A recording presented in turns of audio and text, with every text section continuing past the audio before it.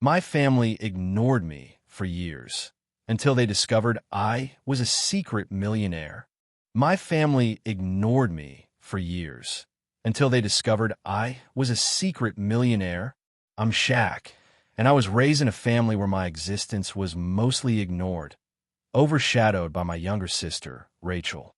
To understand how everything unfolded, you need to know how my family dynamic worked. Growing up, I was an only child for 8 years. My parents weren't overly affectionate, but they were present. My mom helped with homework. My dad occasionally took me fishing. We weren't the perfect family, but we were doing okay. Then, Rachel was born prematurely. And just like that, my role in the family changed overnight.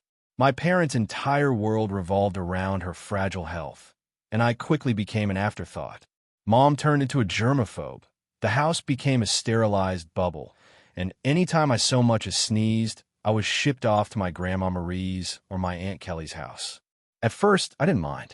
Grandma made cookies, and Aunt Kelly had an incredible collection of Nancy Drew books. But kids aren't stupid. I realized what was happening. I wasn't being sent away for fun. I was being treated like a threat to my sister's existence. My achievements went unnoticed. Straight A's? Nothing. First place in the science fair?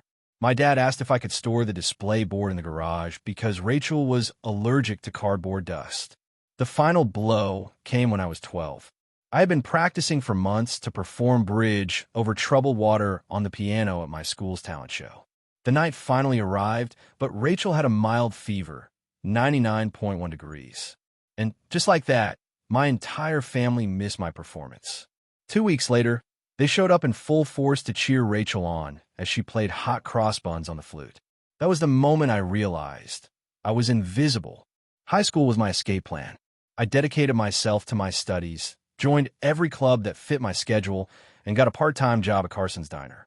Shout out to Carol, the owner, who remembered my birthday when my parents didn't.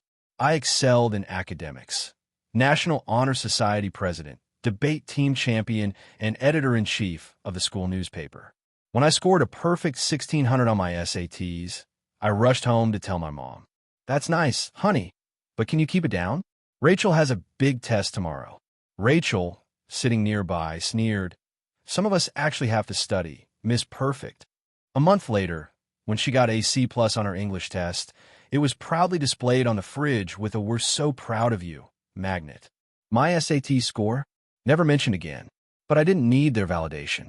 I applied to 15 top universities in secret and was accepted into Harvard, Yale, Princeton, and Michigan, all with scholarships. Well, I told my parents my mom's immediate concern was, "But what if Rachel needs you?" My dad added, "We hope you're not expecting us to help with expenses. Rachel's cheerleading competitions are expensive." I left for the University of Michigan with my Aunt Kelly as my only supporter. My parents didn't even come to drop me off. In college, I discovered my true passion, antique jewelry authentication. I had always loved cataloging Grandma Marie's vintage jewelry collection, and my obsessive attention to detail became a valuable skill. After graduating summa cum laude, I landed a job at a prestigious auction house. My breakthrough came when I identified an insignificant Art Deco brooch as an authentic article, a piece worth $47,000.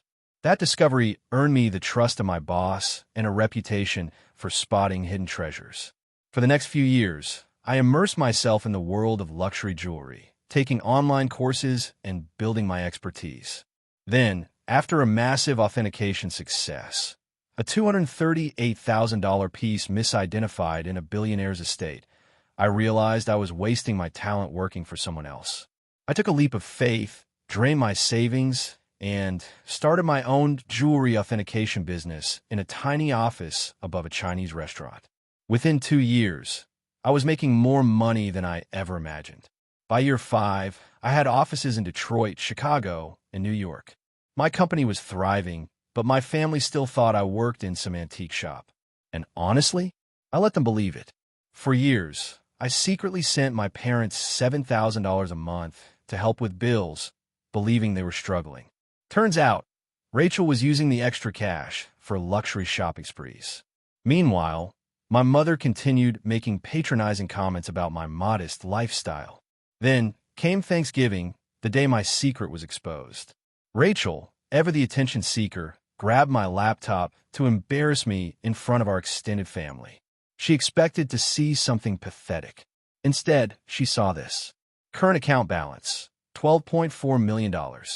Pending authentication contract, $485,000. Recent transaction, $1.2 million. Quarterly profit report, $4.2 million. Rachel turned pale. This can't be right. Silence. Then my mom burst out laughing.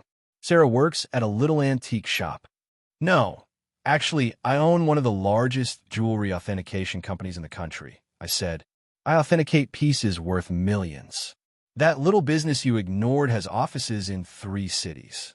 Cue absolute chaos. My parents weren't proud. They were angry. You let us struggle while sitting on millions? Struggle?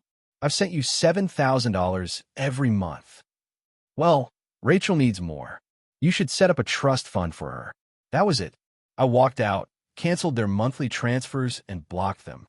My family reacted exactly as expected, demanding money, calling me selfish, and even showing up at my office.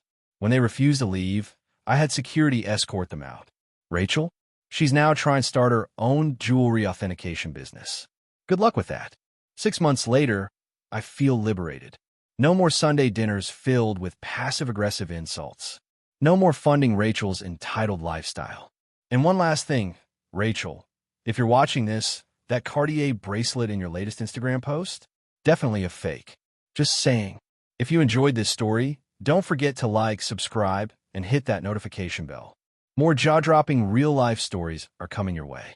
Thanks for watching, and remember, success is the best revenge.